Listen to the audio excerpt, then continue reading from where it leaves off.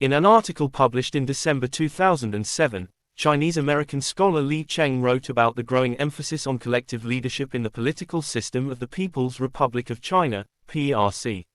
Li quoted the then General Secretary of the Chinese Communist Party, Hu Jintao, as saying in a report to the party congress that the CCP should improve the system of collective leadership with division of responsibilities among individuals in an effort to prevent arbitrary decision-making by an individual or a minority of people in the party. Li Cheng argued that the most important development coming out of the 17th Party Congress was the new succession model, with two candidates instead of an heir apparent. Li said, quote, "Two front-runners in the so-called fifth generation of leaders, 54-year-old Xi Jinping and 52-year-old Li Keqiang, were elevated to the Politburo Standing Committee. Meanwhile, another 6 members in their 50s obtained seats on the Politburo and/or the Secretariat.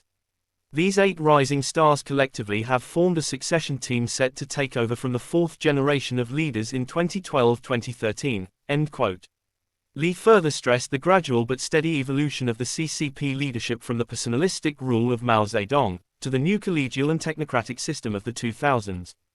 Quote, "The transition in China from an all-powerful single leader to collective leadership has been a gradual process. Mao Zedong wielded enormous power.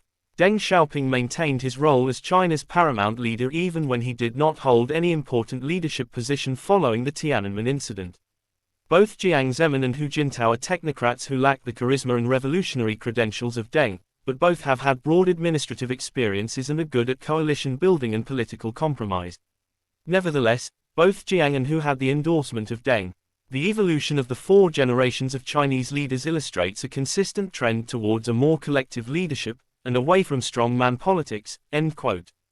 Despite acknowledging the challenges facing the new leadership, Li concluded that, quote, "China's collective leadership is crucial not only because it prompts concrete direction about the so-called intra-party democracy, but also because it reveals how the governance of the most populous country in the world is changing and evolving. Given China's long history of arbitrary decision-making by one individual leader, collective leadership represents a big step forward," end quote.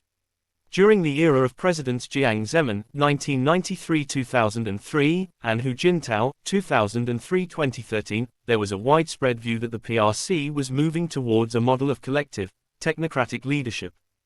In 2010, Richard McGregor quoted Zhou Ruijin, the retired editor of the Liberation Daily, deputy editor-in-chief of the People's Daily, and a supporter of Deng Xiaoping's reform and opening up policy, as saying, quote, "There is a growing demand for democracy. You can see this by the way people are expressing their views within the party, and outside. One-man rule no longer applies," end quote. Writing for The Guardian in November 2010, Jonathan Fenby described the appointment of Xi Jinping as the next PRC leader as a very neat process in which, quote, "The elite sought to avoid one of the pitfalls of one-party states, the succession issue that can lead to running warfare between rival contenders. But we have little idea of how Xi was chosen.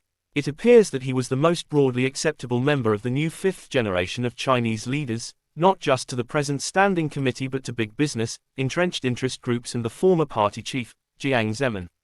This would be a perpetuation of the consensus style of leadership which has evolved under Hu, in contrast to the individualistic rule of Mao and Deng Xiaoping," end quote.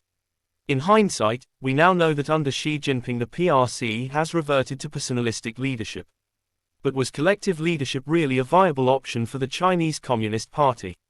Was it intended to function as it did under Jiang Zemin and Hu Jintao? Was it caused more by the political weaknesses of the two leaders rather than by design? Or has Xi Jinping taken the country back to the original strongman rule envisioned by Deng Xiaoping? In this series of videos, I will explore the origins and development of collective leadership, as well as the similarities and differences between Deng Xiaoping and Xi Jinping's style of leadership. Please let me know if you are interested in this topic and would like me to upload this series.